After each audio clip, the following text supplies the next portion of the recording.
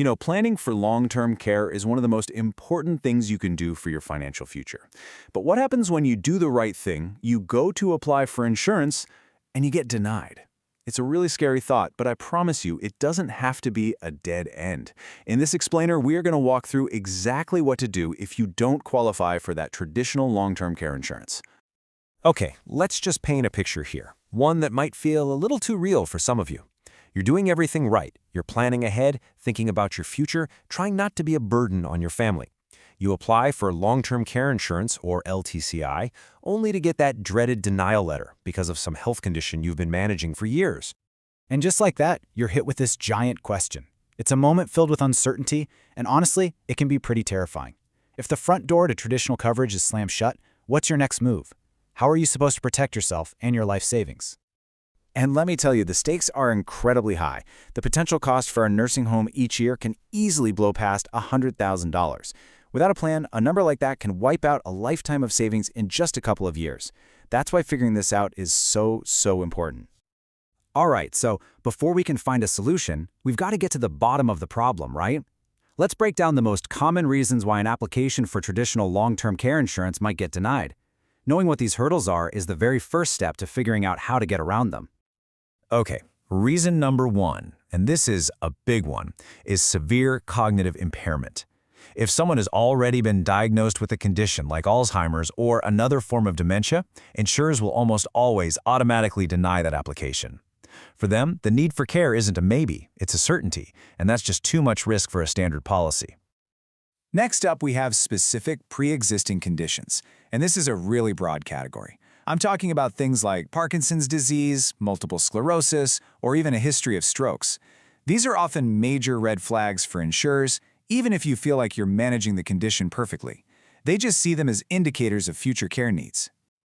Another major hurdle has to do with your ability to perform what are called activities of daily living, or ADLs for short.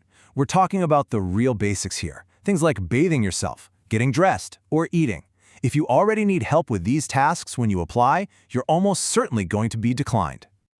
And believe it or not, the list keeps going. Insurers are also looking at recent major health events, like a heart attack, or any significant mobility issues. And honestly, even just your age can be a factor. Trying to apply later in life, say in your 70s, makes it a lot tougher to get approved. Okay, I know that was a whole lot of no, and it can sound pretty discouraging, but here is the most important thing I want you to hear today.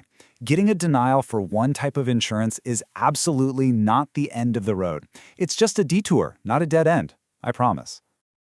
So, let's talk about that backup plan, because there are some really powerful and effective alternatives out there, and many of them are specifically designed for people who don't fit into that narrow little box that traditional insurers want you in.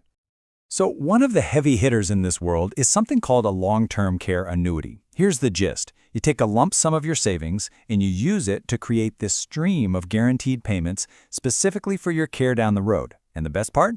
A lot of them require little to no medical underwriting, which is just the industry's fancy term for digging through your entire health history. You see how this works? This is a direct answer to one of those big hurdles we just talked about. Remember getting denied for a pre-existing condition? Well, with this type of annuity, that hurdle often just disappears. There's no long medical exam or 20-page health questionnaire. But what if you're already in that situation where you need a bit of help with those daily activities? Well, for that challenge, there's another great option. Short-term care insurance. Like the name says, it's not designed to cover you for decades, but it can provide coverage for up to a year. And here's the key. The health requirements are way less strict, which means it's so much easier to get approved. And the toolbox of options doesn't stop there, not by a long shot. You could look into a hybrid life insurance policy that bundles long-term care coverage right in with a death benefit. Or you can add a rider, which is just a fancy word for an add-on, to an existing policy that lets you tap into your life insurance money for care while you're still living. The point is, you have choices. Okay, so we've laid out all these different paths you can take, but how do you know which one is the right one for you? Let's do a really quick self-assessment to help you see where you might fall on the spectrum of needing a formal plan. On one hand, if you've got a family history of chronic illness or you really want to protect your hard-earned assets from getting drained by care costs, then a plan is definitely something you should look into. On the other hand, if your assets are low enough that you'll qualify for Medicaid, or maybe they're so high that you can just pay for care out of pocket, you might not need a specific insurance product.